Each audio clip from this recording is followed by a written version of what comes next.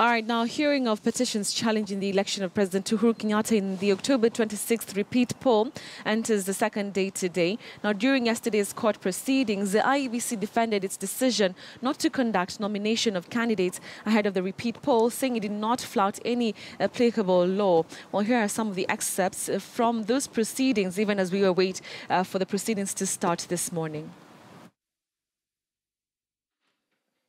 My Lords, when elections are null under Article 140, none of the previous candidates, none of the previous processes is saved.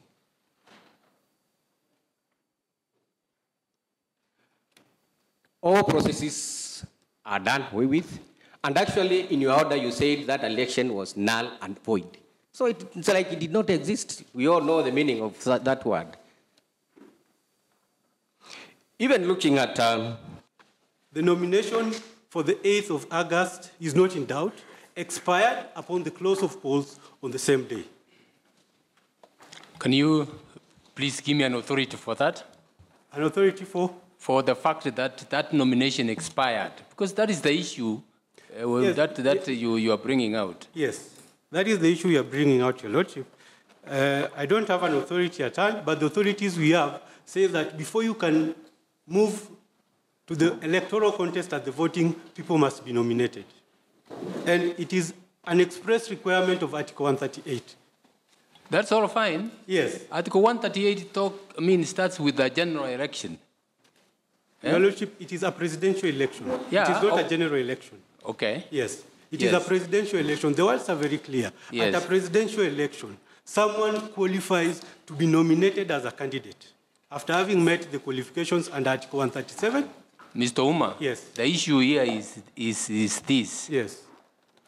The candidates who participated on the election 26 yes.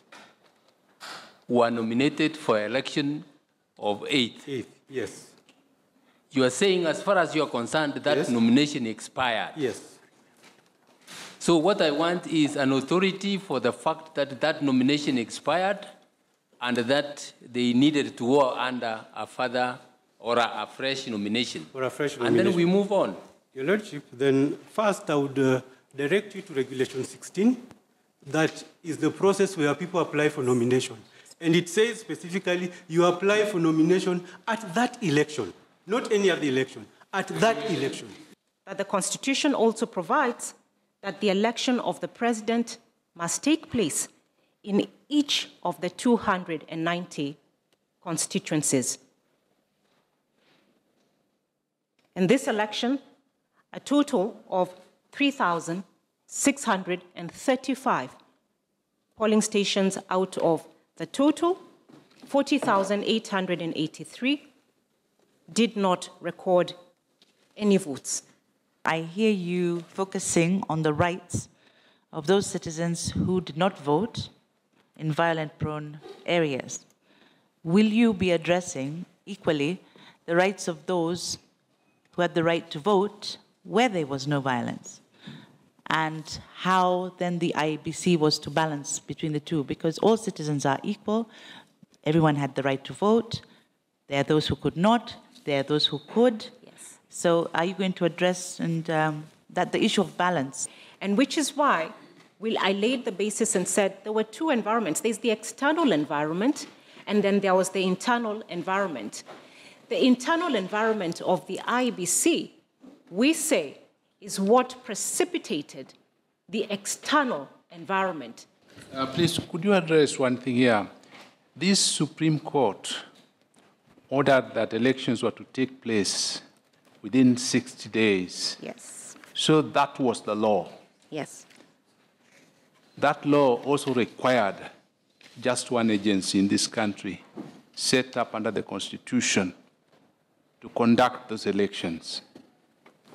Could those responsibilities have been passed on to someone else?